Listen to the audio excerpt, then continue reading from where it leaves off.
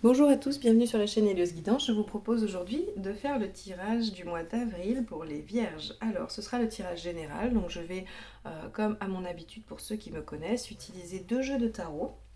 Je vais d'abord faire un premier tirage avec le Golden Universal Tarot, que je compléterai ensuite avec le Radiant Wise Spirit Tarot. Excusez-moi pour mon anglais qui n'est probablement pas au top du top. Bon, alors on y va pour ce mois-ci, voir un petit peu comment les choses vont se présenter pour les Vierges. Allez.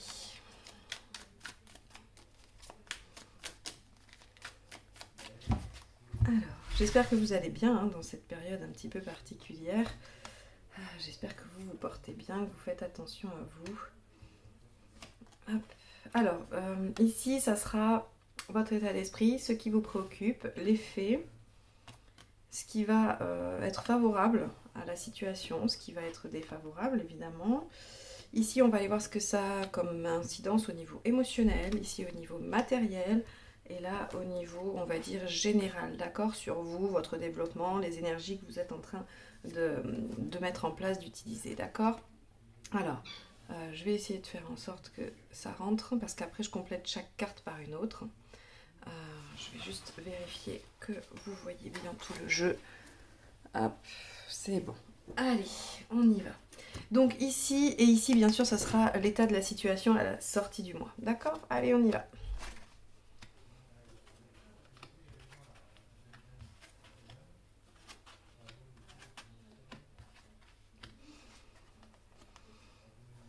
Donc, votre état d'esprit, avec un 6 de denier, comme il se présente ici, va nous parler de recherche d'équilibre. Vous êtes dans un esprit de vouloir rendre une situation plus équilibrée. Alors que ce soit une situation professionnelle, une situation sentimentale, peu importe, même ça peut être un projet, ça peut être une relation avec quelqu'un de la famille. Ici, je vais vous parler vraiment comme si on parlait d'une situation en général et à vous de coller vos énergies ou en tout cas ce qui vous préoccupe dessus. Écoutez, ça fait quelques mois que je fais comme ça, je pense que ça fonctionne bien et que ça convient à tout le monde. Donc, on a ici donc une relation, quelque chose, un domaine qui vous paraît déséquilibré et dans lequel vous essayez, vous en tout cas, de rendre les choses plus équitable en tout cas, voilà, parce qu'ici on est dans la générosité, dans le don avec le 6 de denier, mais on est aussi dans cette recherche quand même d'équilibre. Ce qui vous préoccupe, c'est le 3 de coupe. Le 3 de coupe va représenter à la fois l'entourage amical, familial, peut aussi représenter la passion, d'accord. Donc, bien selon la situation qui vous préoccupe, là on va être davantage dans le relationnel. Si c'est une situation professionnelle, c'est du relationnel avec vos collègues, avec votre patron, avec quelqu'un, un fournisseur, un partenaire, un associé, peu importe. Ici, on va être en fait sur un mois qui va vous questionner ou en tout cas qui va porter votre attention sur l'aspect relationnel du domaine qui vous préoccupe. Les faits vont être, avec un 4 de denier, que vous allez réussir à maintenir la situation. Soit elle est explosive et c'est pour ça que votre état d'esprit va être un petit peu de trouver un équilibre et d'être dans la négociation ou en tout cas dans ce rééquilibrage. Et vous y arrivez, d'accord. Les faits, c'est que vous arrivez à maintenir l'équilibre dans cette relation.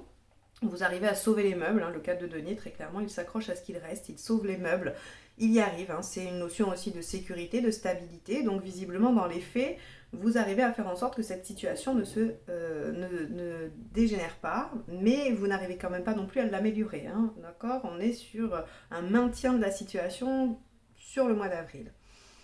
On va aller voir après comment ça se décline, là on est sur vraiment le début de l'interprétation. L'aspect positif, c'est que vous avez pour vous le roi de coupe. Le roi de coupe, il va nous parler d'arriver à à maintenir en tout cas l'équilibre entre le mental et l'émotionnel. Vous arrivez à vous maîtriser, à régler les conflits internes et les conflits externes. C'est-à-dire que le roi de coupe, il nous parle du fait d'arriver à apaiser les pensées contradictoires, les conflits internes psychiques qui peuvent parfois nous animer, où on n'est pas d'accord avec soi-même, et on peut aussi arriver, grâce à cette capacité, à apaiser des conflits avec d'autres personnes. Donc là, comme c'est du général, je vous propose les deux parce que vous allez probablement être, certains vont être dans une situation, puis d'autres dans l'autre, hein. Voilà, c'est soit avec vous-même, soit avec les autres. En tout cas, ça c'est positif, c'est votre atout. Vous arrivez à trouver l'équilibre, vous arrivez à trouver une sorte d'entente entre soit des personnes, vous et une autre, soit à l'intérieur de vous-même par rapport à ce qui se passe et à ce désaccord, ou en tout cas cette oscillation entre deux positions. Alors, en négatif, ou en tout cas en aspect, on va dire, plus défavorable à la situation, nous avons l'empereur. Qu'est-ce que l'empereur? Eh bien, dans ces aspects négatifs, l'empereur a peu confiance en lui. Il n'est pas sûr de ses bases, il n'est pas sûr de son assise, il doute de lui et il a une légère perte de pouvoir. Peut-être que cette situation que vous essayez de régler ici, hein, elle entraîne pour vous une perte de pouvoir, une perte de maîtrise, et que ça vous déstabilise, ça vous met en insécurité, ça vous fait douter de vous. Et donc ça va être un petit peu les aspects négatifs. On va aller voir encore une fois comment ça se décline avec le reste du jeu. Au niveau émotionnel, c'est très joli, c'est un as de coupe. Alors, ce qu'il faut savoir, c'est que l'as de coupe, il nous parle d'un démarrage de quelque chose, donc peut-être que vous arrivez à amorcer quelque chose dans cette relation qui vous préoccupe, donc à amorcer soit une nouvelle façon de faire, une nouvelle façon d'être, une nouvelle façon de communiquer, ou alors vous arrivez à acquérir de l'autonomie, parce que là, ça reste quand même un 1, d'accord? Et même s'il nous parle de démarrage, il nous parle également d'autonomie, d'indépendance, et donc peut-être que vous arrivez à réfléchir de façon différente par rapport à cette association, ce couple, cette relation en tout cas qui est déséquilibrée, pour laquelle vous essayez de rétablir les choses. Et donc là, si on parle d'un point de vue autre que juste pragmatique dans les faits, il se peut aussi que vous soyez en train de rétablir pour vous-même votre positionnement au sein d'une relation. C'est très intéressant parce qu'on voit ici, hein, dans l'aspect général, ou en tout cas intérieur, spirituel, on a une 6 d'épée. La 6 d'épée, elle nous évoque le fait de quitter une situation, de laisser derrière soi, ça peut être soit une situation, soit un comportement, en tout cas on laisse quelque chose qui ne nous convient plus, qui ne nous appartient plus. Et pour moi, c'est très parlant, c'est-à-dire que dans cette situation qui vous préoccupe, vous arrivez non seulement à rétablir l'équilibre, à sauver les meubles, vous êtes vraiment dans la résolution de conflits, malgré les petites perturbations que ça occasionne, hein, c'est jamais facile de faire des modifications et des changements.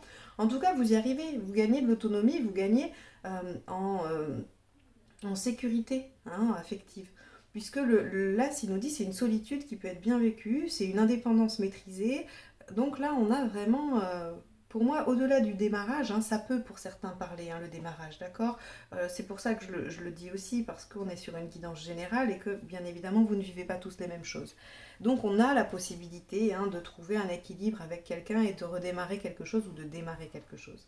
Néanmoins, je préfère m'attarder sur cet aspect qui va être d'assumer une indépendance et une autonomie affective vis-à-vis de quelqu'un. Vis-à-vis même d'un associé, on peut être sous la coupe d'un chef, sous la coupe d'un associé où on se sent peut-être moins légitime ou autre. En tout cas, vous arrivez à rétablir cet équilibre, d'accord? Et ça, c'est super, c'est très très positif pour vous. En plus, on a le monde en sortie, donc si vous voulez, on est sur quelque chose de très positif et qui va vous permettre de vous accomplir. Alors ici, au niveau matériel, d'accord, on a le 7 d'épée. Le 7 d'épée va nous parler quand même de devoir un petit peu se battre, ou en tout cas filouter, ou on va peut-être faire les choses, on va trouver du système D, d'accord? Alors la version la moins, on va dire, la moins grave du 7 d'épée, c'est le système D.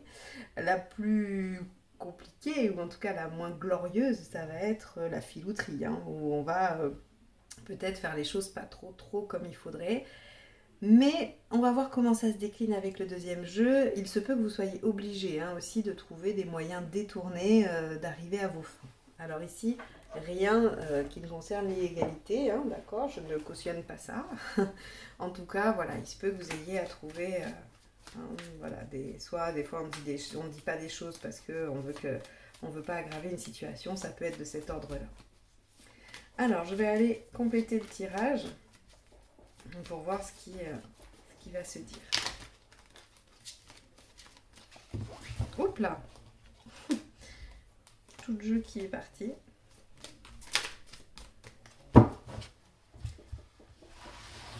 Alors.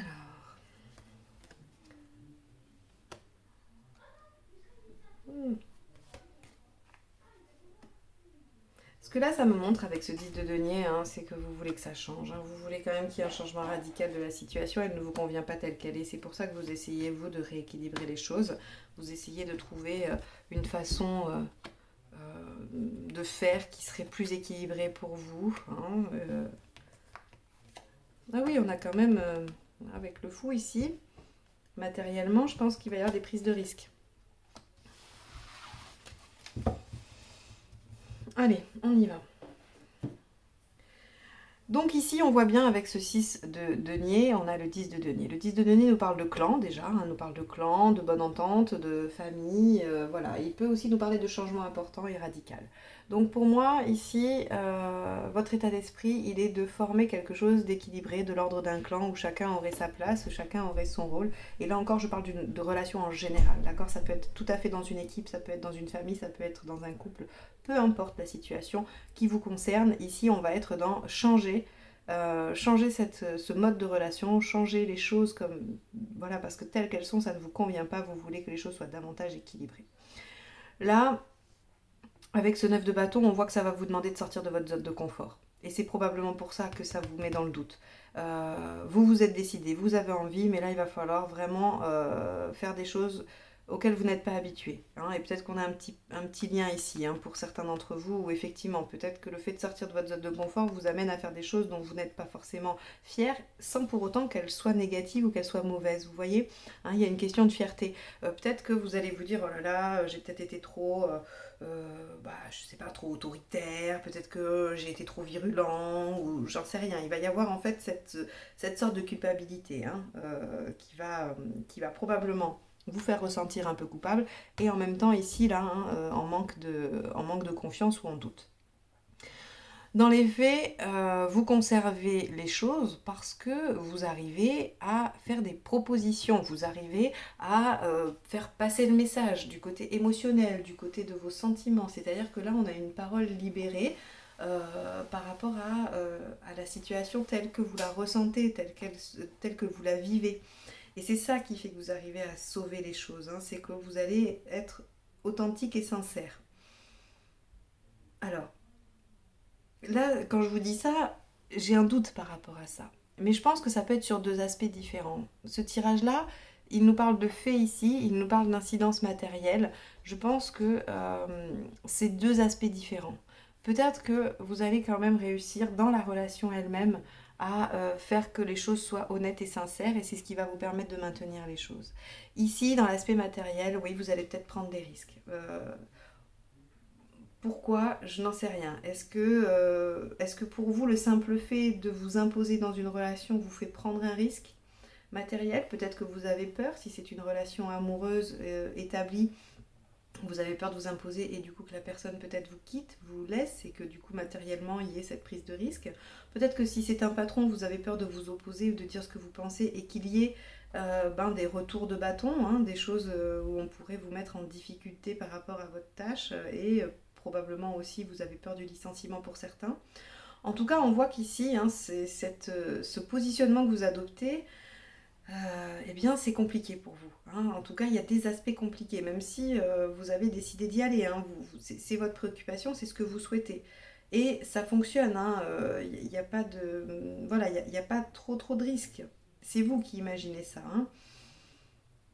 Ici, en tout cas, dans les atouts, on voit bien qu'avec la lune, vous allez trouver les réponses dans votre créativité. C'est-à-dire que vous avez un imaginaire fécond, vous avez un mental qui fonctionne bien et qui vous permet d'envisager beaucoup de solutions, beaucoup de choses différentes. Et c'est ça qui va vous aider à résoudre les conflits. C'est que vous allez voir des portes de sortie. Vous allez pouvoir imaginer des solutions fécondes, hein, qui vont fonctionner, qui vont être réalisables et qui vont vous permettre d'obtenir ce que vous souhaitez. Ici, on a encore un aspect négatif, on a cette difficulté à laisser, d'accord? Ce qui vous met dans le doute, c'est que vous avez peur d'abandonner un ancien fonctionnement, une ancienne relation, quelque chose en tout cas. Ce positionnement que vous êtes prêt à mettre en place, que vous avez envie de mettre en place, il engendre chez vous des doutes et la peur de perdre.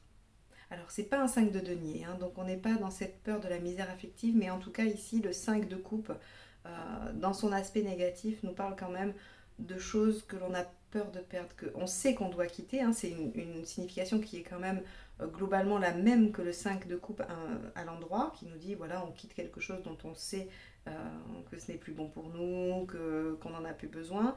On le fait avec un peu de tristesse, mais on sait que c'est bon. Là, vous avez le doute, hein. Vous n'êtes pas sûr, vous avez peur de laisser, vous vous dites et si jamais, voilà, hein, si jamais ça ne fonctionnait pas, je perdrais tout. Et c'est là, hein, où on est dans le risque. Alors au niveau émotionnel, on a ce 2 de denier avec cet as de coupe. Donc comme je vous disais, on a cette autonomie, hein, cette indépendance affective qui est là, qui soit revient, soit qui naît, hein, pour certains. Et, euh, et ça vous met un peu dans cette position d'attente finalement, de pause. Hein. Le 2 de denier, clairement, le message de la 2 de denier, c'est ne rien faire, ne pas agir. La situation est telle, il faut la laisser se dérouler. Il n'y a pas d'action particulière à mener. Et donc vous devez laisser faire un peu les choses. Vous avez probablement jeté un pavé dans la mare ou vous avez en tout cas amorcé quelque chose. Laissez faire. Laissez faire l'autre en face, puisque de toute façon, je le répète, hein, qu'il s'agisse d'une situation professionnelle ou personnelle, on est dans quelque chose de la relation, d'accord? Et donc laissez faire les choses. Soyez confiants. Essayez de régler ces conflits, hein, parce que effectivement, ça vous amène à laisser derrière vous un comportement, quelque chose, une situation, peu importe, et vous allez vouloir y mettre un peu d'ego. Et là, je vais être obligée de vous dire attention. Attention les vierges à l'ego. Euh, Évidemment, quand on est victorieux sur quelque chose, ça fait du bien, ça fait plaisir, ça donne confiance. Néanmoins, attention à être juste dans la bonne gratification de soi-même, hein, dans la bonne reconnaissance de ses compétences et non dans l'ego, dans la supériorité de l'autre. Vous voulez rééquilibrer les choses, vous ne voulez pas inverser la tendance, d'accord? Et cette carte-là me donne l'impression de devoir vous alerter sur ça. Vous voulez un changement, oui, oui, d'accord, vous voulez que les choses soient équilibrées, néanmoins, ne tombez pas dans l'excès inverse. Ici, cette carte vous avertit de ça. En sortie de tirage, on a quand même ici, avec le monde et l'ermite, qui sont quand même 2 arcades majeures, je vous le rappelle, on a la situation qui va être une réussite, d'accord? Elle va être une réussite, ça va vous permettre de clôturer un cycle. Ici, l'ermite, pour moi, va nous signifier qu'on est à la fin de quelque chose, on est à la fin d'une période, à la fin d'un cycle. Quelque chose se termine pour s'ouvrir sur quelque chose d'autre. Et d'ailleurs, le monde, hein, nous parle vraiment de ça, c'est-à-dire que on clôture quelque chose pour pouvoir s'ouvrir vers quelque chose d'autre. C'est un aboutissement. Pour moi, la meilleure métaphore, c'est on finit un projet ou une phase de projet, on la finit bien parce que le monde est un bon aboutissement. Hein. Ce n'est pas un échec, ce n'est pas quelque chose qui s'arrête et qui échoue, c'est quelque chose qui réussit et qui touche à sa fin. Donc l'objectif est atteint, on peut passer à la phase suivante, d'accord? Là pour moi le message est très clair, à la fin avril vous allez avoir atteint l'objectif, vous pourrez passer à la phase suivante. Voilà pour vous les vierges. Si vous avez aimé ce tirage, n'hésitez pas à vous abonner et à cliquer sur la petite cloche pour être averti des prochains tirages qui seront les tirages sentimentaux pour le mois d'avril. Et puis n'hésitez pas à liker, à partager, à commenter, ça me fait toujours plaisir de vous lire. Si vous souhaitez une guidance personnalisée, vous retrouverez toutes les informations dans la barre en dessous, notamment mon mail pour me contacter. Vous avez aussi Instagram où vous pouvez me suivre tous les jours. Je mets un petit message avec 3 cartes. Voilà, c'est le message du jour. J'ai commencé il y a une quinzaine de jours et on est déjà plus de 200 sur Instagram, donc vous pouvez nous rejoindre avec grand plaisir. Je vous souhaite un excellent mois d'avril. Vous avez du travail, mais ça va être porteur, donc je suis très contente pour vous. Et j'espère vous retrouver très bientôt. Au revoir.